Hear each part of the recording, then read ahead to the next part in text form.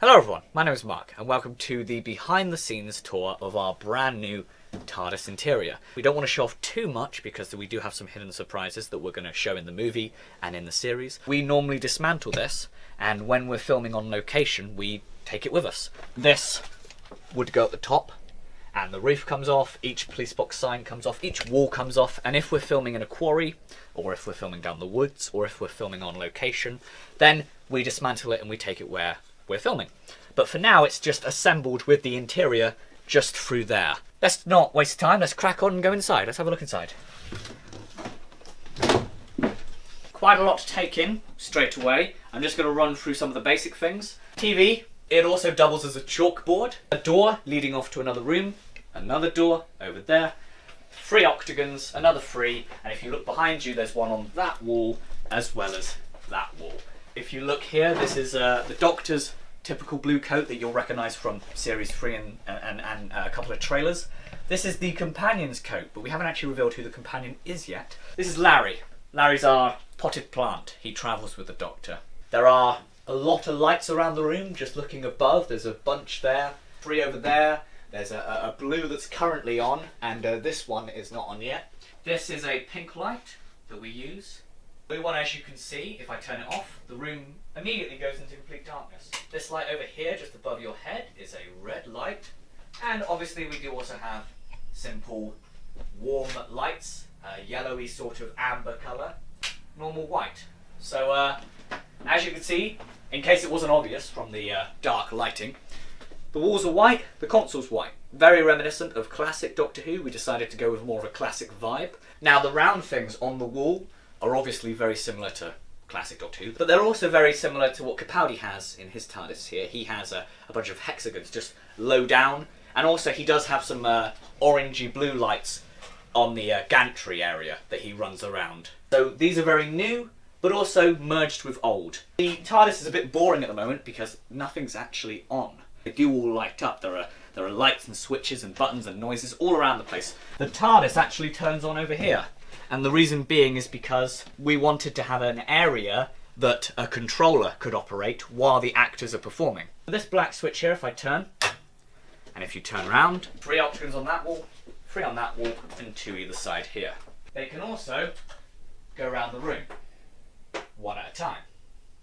They can also pick up speed, and you can adjust the speed however much you want. The octagons can also go around the room in 2s. As you can see, 2 are on at a time. Or they can even go around the room in 3s, leaving 1 not lit. Or they can just remain steady. They can also go in reverse. They don't always have to go clockwise. So if the TARDIS was travelling back in time, we could have them go backwards. If the TARDIS was travelling forward in time, we could have them go forward. We also have the red setting, which changes the octagons to spin round, anti-clockwise or clockwise. And again, they can do the same thing. Go round in 2s, go round in 3s, or they can just remain steady. Now the thing you've probably noticed straight away is the fact that the centrepiece is quite small. Now, is this because we couldn't afford a bigger one, we couldn't make a big one? Well, actually we were able to. In fact, we found a motor which would allow the top to go up and then down. This is so that we have a shelf. As you can see, there aren't really any places to rest stuff, and these are too slanted to rest any props on there. So we needed somewhere to put books, to put props, a sonic screwdriver if the Doctor needed to put his screwdriver somewhere. It's easier that it's on a shelf. So this was made small so that we had somewhere to put post-it notes and books and so on. So you're probably wondering, how does the console turn on? The octagons are on, but the console's not. Well, actually it is on. It's just not on, if that makes any sense. A couple of buttons actually work. We can turn the octagons off, and we can turn the octagons on, and we can even change their colour. The console turns on by this key, almost like an ignition key in a car. The key turns to the left, and everything lights up. Now this switch down here, when pushed into it's at the moment pointing up. When it's pushed into the middle, the centrepiece starts to rise. If you push the switch down, so it's now pointing down, the centrepiece will come to the top and it will stop. This turner here, when adjusted, changes the speed of these lights as well as those lights over there. Take a wild guess what this is. This is where you put in your destination. You push this black switch, it comes up, and you can put in whatever year you want, for example, 2018. This red switch, when pushed in, flashes. These light up, some of which flash, some of which are steady. Now, I'm not going to go into detail about everything. I'm not going to explain what this is. I'm also not going to explain what stuff like this red light is. Moving around to here, this is where the doctor does his typing. For example, if he was to do a blog post. Speaking of blog posts, we have a blogger. Feel free to go check out our blogger. If he was to type up some sort of diary or something, he'd push a couple of buttons. As you can see, some of them do flash as well, and some of them anti-flash, which is a thing, by the way. Anti-flash is a thing. You'll see that these flash, but they flash opposite to each other. So that's anti and that's flash. So the big screen up there, if the doctor was to be typing stuff up, he'd be pushing the keys here. Now this emergency switch, I'm not going to go into detail about, but it does do something, and you'll have to wait to see in the series. Moving on round here, also that stool is not normally here. There are a couple of cluttery things at the moment. Again, more switches that flick.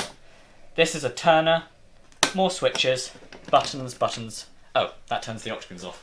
I forgot about that. It's a very new button. You've got to be careful what you push because you'll suddenly turn the octagons off. Looking at this just here, you'll see that we have two meters. If I push this red button, this one actually tells us the amount of volts in the console. A lot of people say, is that just random? Well, it's actually measuring exactly what's happening. This turner here makes this one move. So we can actually manually move these things.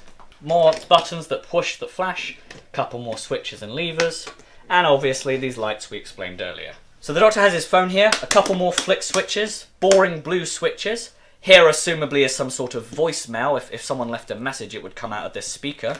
More buttons, these light up.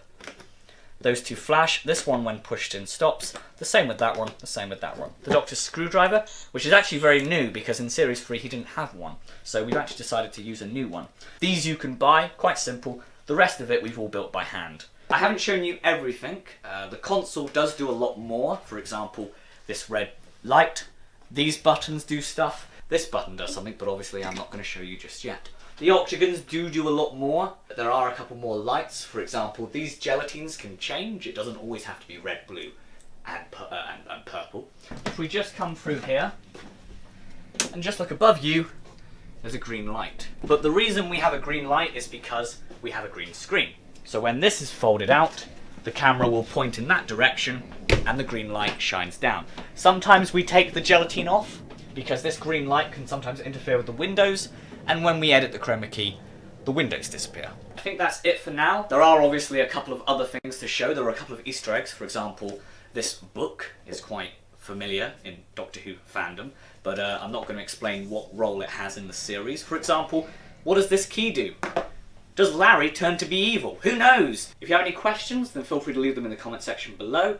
But that's basically it from me. My name is Mark. We hope you've enjoyed, and goodbye.